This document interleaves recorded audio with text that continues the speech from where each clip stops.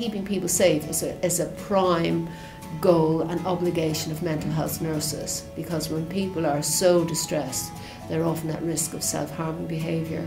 And I think with mental health nursing there is the emphasis on working with the family, because 99.9% of most people with mental health problems now are in the community where they're still living at home, and so their families also need support and knowledge. In mental health you talk to people a lot more, you have lots of opportunities to actually interact with people, to start to understand what the problems are that they've come with.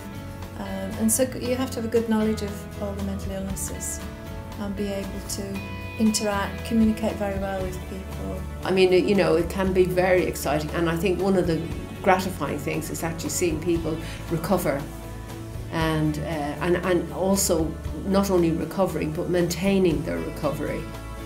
That can be very gratifying. I was working as a healthcare assistant initially within forensic mental health, but in order for me to progress any further from that role, I needed to come and do nurse training so that I can improve my career progression and things like that. From the role that I was doing, there was little professional accountability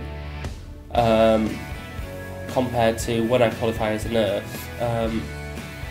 Within a year or 6 months to a year, I'm going to be taking charge of a ward with potentially 18 patients on. I previously did a degree in criminology, and after that I worked at Broadmoor as a healthcare assistant. So working with nurses there as a healthcare assistant, I sort of wanted to get more involved in what they were doing. Moving on to team leader and maybe management roles, you you get more of an opportunity to, you know, perhaps tweak things to make more of a difference, like within the system. That's what I want to do. I want to be able to change things for people.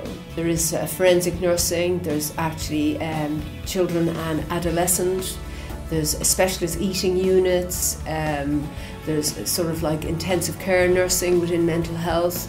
So I think there is a vast range of activities that mental health nurses can engage in. You have to be that sort of person that wants to interact and likes people, so likes to try and understand their problems. So you have to have empathy, so you need to actually try and stand in their shoes and find out what it's like to be suffering from this problem. I think there's a certain degree of maturity. I think people maybe their interest has been created maybe because of someone else they know who's worked as a mental health nurse.